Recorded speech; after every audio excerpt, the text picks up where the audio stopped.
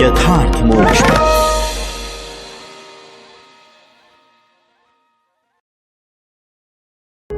यथार्थ मोक्ष प्रस्तुत कर रहा है अतुल्य संपूर्ण महाभारत। श्री महाभारतम 18वां अध्याय।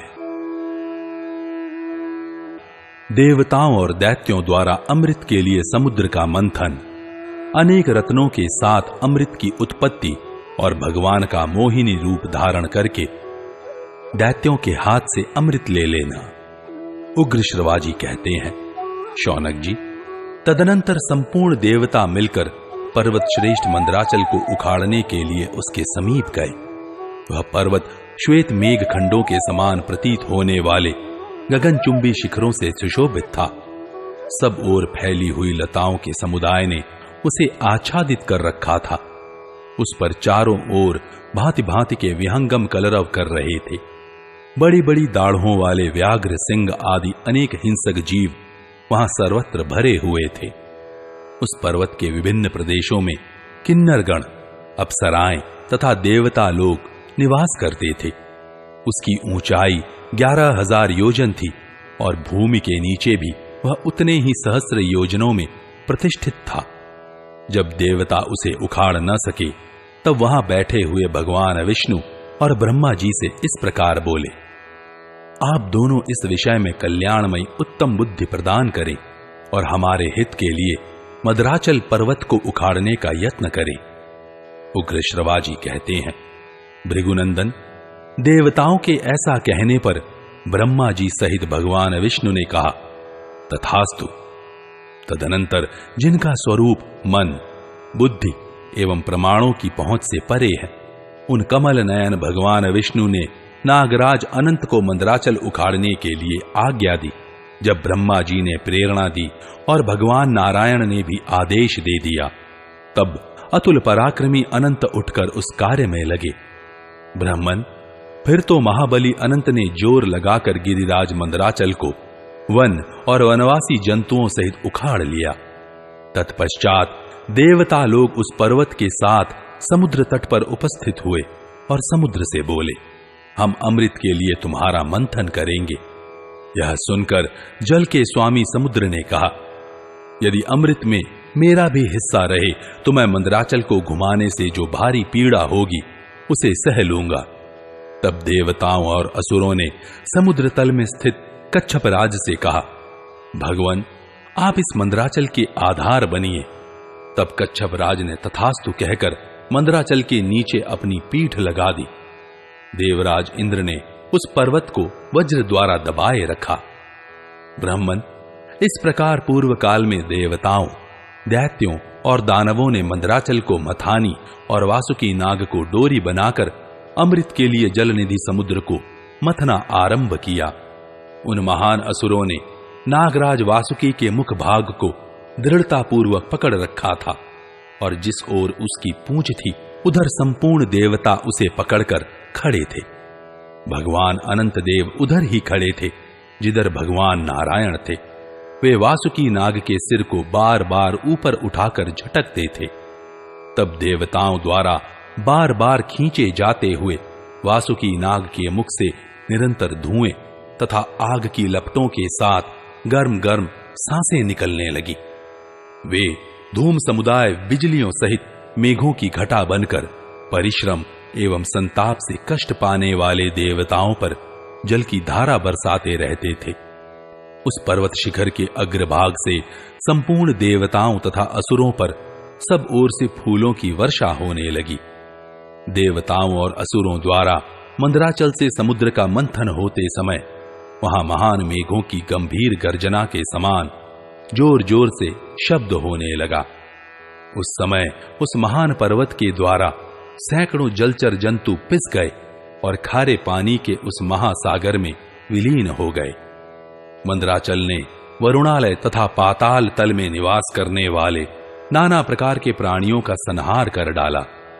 जब वह पर्वत घुमाया जाने लगा, उस समय उसके शिखर से बड़े बड़े वृक्ष आपस में टकराकर उन पर निवास करने वाले पक्षियों सहित नीचे गिर पड़े। उनकी आपस की रगड़ से बार बार आग प्रकट होकर ज्वालाओं के साथ प्रज्वलित हो उठी, और जैसे बिजली नीले मेघ को ढक ले, उसी प्रकार उसने मदराचल को आच्छादित कर लिया। उस दावानल ने पर्वतीय गजराजों, गुफाओं से निकले हुए सिंहों तथा अन्यान्य सहस्रों जंतुओं को जलाकर भस्म कर दिया। उस पर्वत पर जो नाना प्रकार की जीव रहते थे, वे सब अपने प्राणों से हाथ धो बैठे। तब देवराज इंद्र ने इधर उधर सबको जलाती हुई उस आग को मेघों के द्वारा जल बरसाकर सब ओर से बुझा दिया। तदनंतर समुद्र के जल में बड़े बड़े वृक्षों के भांति भांति के गोंद तथा औषधियों के प्रचुर रस चू चू कर गिरने लगे। वृक्षों और औषधियों के अमृत तुल्य प्रभावशाली रसों के जल से तथा सुवर्णमय मंदराचल की अनेक दिव्य प्रभावशाली मणियों से चूने वाले रस से ही देवता लोग अमृत्यु को प्राप्त होने लगे। उन उत्तम रसों के सम्मिश्रण से समुद्र का सारा जल दूध बन गया और दूध से घी बनने लगा। तब देवता लोग वहां बैठे हुए वरदायक ब्रह्मा जी से बोले, ब्राह्मण, भगवान नारायण के अतिरिक्त हम सभी देवता और दानव बहुत थक गए हैं, किंतु अभी तक वह अमृत प्रकट नहीं हो रहा है। इधर समुद्र का मंथन आरंभ हुए बहुत समय बीत चुका है। यह सुनकर ब्रह्मा जी ने भगवान नारायण से यह बात कही, सर्वव्यापी परमात्मन, इन्हें बल प्रदान कीजिए। यहां एकमात्र आप ही सबके आश्रय हैं। श्री विष्णु बोले, जो लोग इस कार्य में लगे हुए हैं, उन सबको मैं बल दे रहा हूं। सब लोग पूरी शक्ति लगाकर मदराचल को घुमाएं और इस सागर को क्षुब्ध कर दें। उग्र श्रवाजी कहते हैं, शौनक जी, भगवान नारायण का वचन सुनकर देवताओं और दानवों का बल बढ़ गया। उन सब ने मिलकर पुनः वेग पूर्वक महासागर का वह जल मथना आरंभ किया और उस समस्त जलराशि को अत्यंत क्षुब्ध कर डाला। फिर तो उस महासागर से अनंत किरणों वाले सूर्य के समान तेजस्वी, शीतल प्रकाश से युक्त श्वेत वर्ण एवं प्रसन्नात्मा चंद्रमा प्रकट हुआ। तदनंतर उस घृत स्वरूप जल से श्वेत वस्त्र धारिणी लक्ष्मी देवी का आविर्भाव हुआ।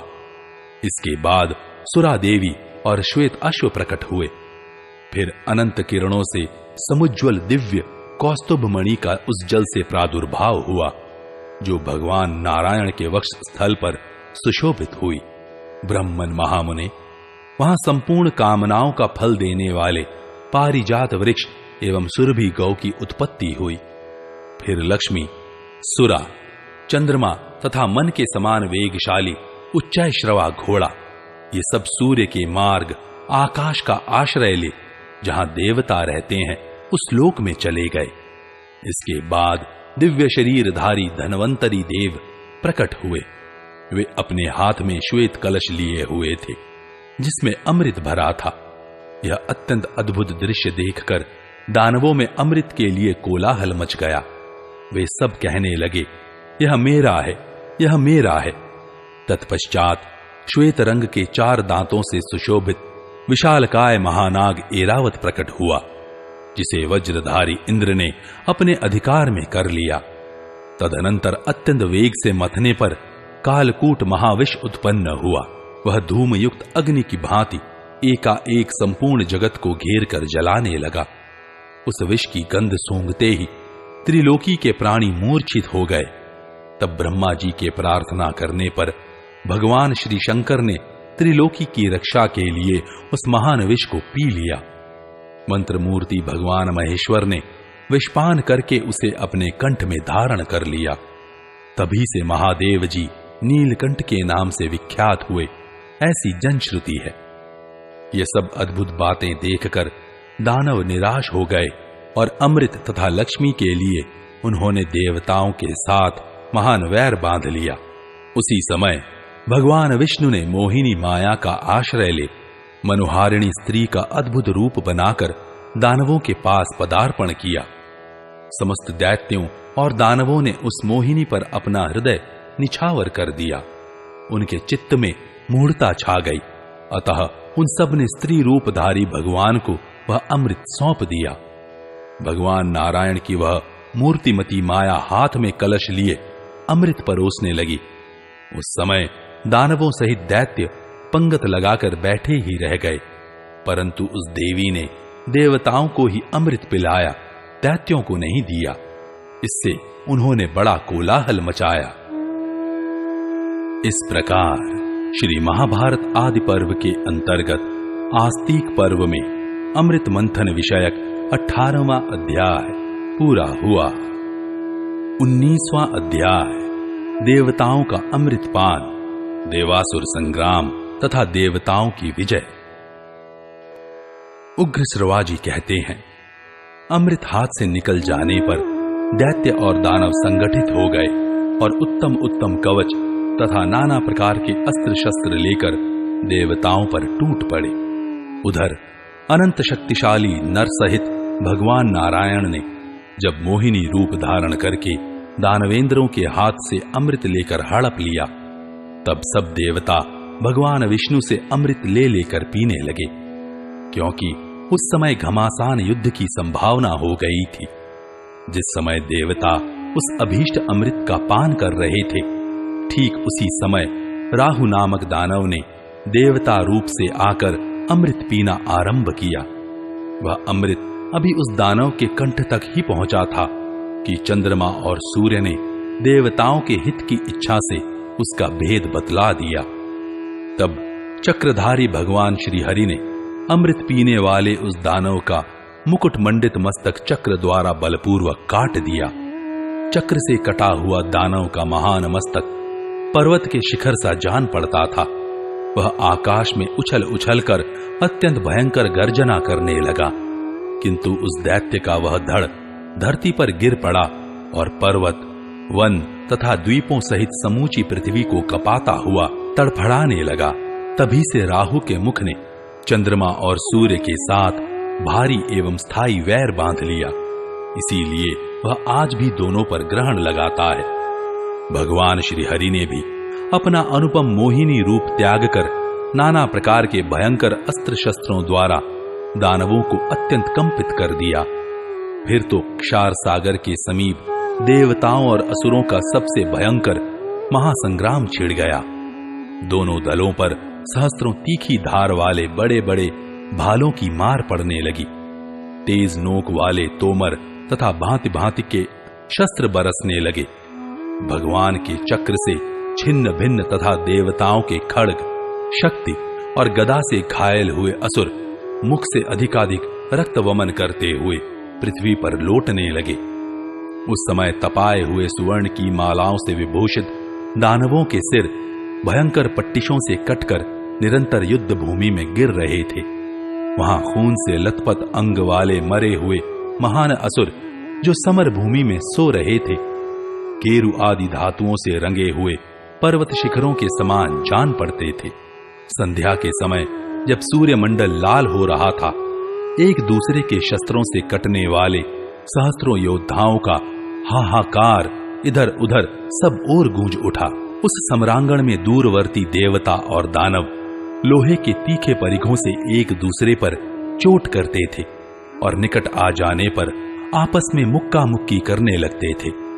इस प्रकार उनके पारस्परिक आघात प्रत्याघात का शब्द मानो सारे आकाश में गूंज उठा। उस रणभूमि में चारों ओर ये ही अत्यंत भयंकर शब्द सुनाई पड़ते थे कि टुकड़े टुकड़े कर दो, चीर डालो, दौड़ो, गिरा दो और पीछा करो। इस प्रकार अत्यंत भयंकर तुमुल युद्ध हो ही रहा था कि भगवान विष्णु के दो रूप नर और नारायण देव भी युद्ध भूमि में आ गए। भगवान नारायण ने वहां नर के हाथ में दिव्य धनुष देखकर स्वयं भी दानव संहारक दिव्य चक्र का चिंतन किया। चिंतन करते ही शत्रुओं को संताप देने वाला अत्यंत तेजस्वी चक्र आकाश मार्ग से उनके हाथ में आ गया। वह सूर्य एवं अग्नि के समान जाज्वल्यमान हो रहा था। उस मंडलाकार चक्र की गति कहीं भी कुंठित नहीं होती थी। उसका नाम तो सुदर्शन था, किंतु वह युद्ध में शत्रुओं के लिए अत्यंत भयंकर दिखाई देता था। वहां आया हुआ वह भयंकर चक्र प्रज्वलित अग्नि के समान प्रकाशित हो रहा था। उसमें शत्रुओं के बड़े बड़े नगरों को विध्वंस कर डालने की शक्ति थी।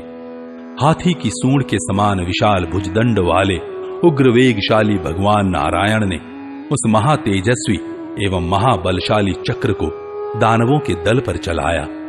उस महासमर में पुरुषोत्तम श्री हरि के हाथों से संचालित हो वह चक्र प्रलयकालीन अग्नि के समान जाज्वल्यमान हो उठा और सहस्रों दैत्यों तथा दानवों को विदीर्ण करता हुआ बड़े वेग से बारंबार उनकी सेना पर पड़ने लगा। श्रीहरि के हाथों से चलाया हुआ सुदर्शन चक्र कभी प्रज्वलित अग्नि की भांति अपनी लपलपाती लपटों से असुरों को चाटता हुआ भस्म कर देता और कभी हठपूर्वक उनके टुकड़े टुकड़े कर डालता था। इस प्रकार रणभूमि के भीतर पृथ्वी और आकाश में घूम घूम कर वह पिशाच की भांति बार बार रक्त पीने लगा। इसी प्रकार उदार एवं उत्साह भरे हृदय वाले महाबली असुर भी, जो जल रहित बादलों के समान श्वेत रंग के दिखाई देते थे, उस समय सहस्त्रों की संख्या में आकाश में उड़ उड़कर शिलाखंडों की वर्षा से बार बार देवताओं को पीड़ित करने लगे। तत्पश्चात आकाश से नाना प्रकार के लाल, पीले, नीले आदि रंग वाले बादलों जैसे बड़े बड़े पर्वत भय उत्पन्न करते हुए वृक्षों सहित पृथ्वी पर गिरने लगे। उनके ऊंचे ऊंचे शिखर गलते जा रहे थे और वे एक दूसरे से टकराकर बड़े जोर का शब्द करते थे। उस समय एक दूसरे को लक्ष्य करके बार बार जोर जोर से गरजने वाले देवताओं और असुरों के उस सम्रांगण में सब ओर भयंकर मार काट मच रही थी। बड़े बड़े पर्वतों के गिरने से आहत हुई वन सहित सारी भूमि कांपने लगी। तब उस महाभयंकर देवासुर संग्राम में भगवान नर ने उत्तम सुवर्ण भूषित अग्रभाग वाले पंखयुक्त बड़े बड़े बाणों द्वारा पर्वत शिखरों को विदीर्ण करते हुए समस्त आकाश मार्ग को आच्छादित कर दिया। इस प्रकार देवताओं के द्वारा पीड़ित हुए महादैत्य आकाश में जलती हुई आग के समान उद्भासित होने वाले सुदर्शन चक्र को अपने ऊपर कुपित देख पृथ्वी के भीतर और खारे पानी के समुद्र में घुस गए। तदनंतर देवताओं ने विजय पाकर मंदराचल को सम्मान पूर्वक उसके पूर्व स्थान पर ही पहुंचा दिया। इसके बाद वे अमृत धारण करने वाले देवता अपने सिंहनाद से अंतरिक्ष और स्वर्गलोक को भी सब ओर से गुंजाते हुए अपने अपने स्थान को चले गए।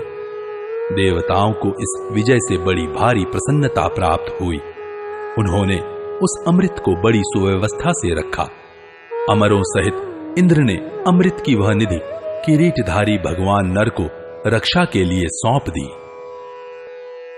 इस प्रकार श्री महाभारत आदि पर्व के अंतर्गत आस्तिक पर्व में अमृत मंथन समाप्ति नामक 19वां अध्याय पूरा हुआ।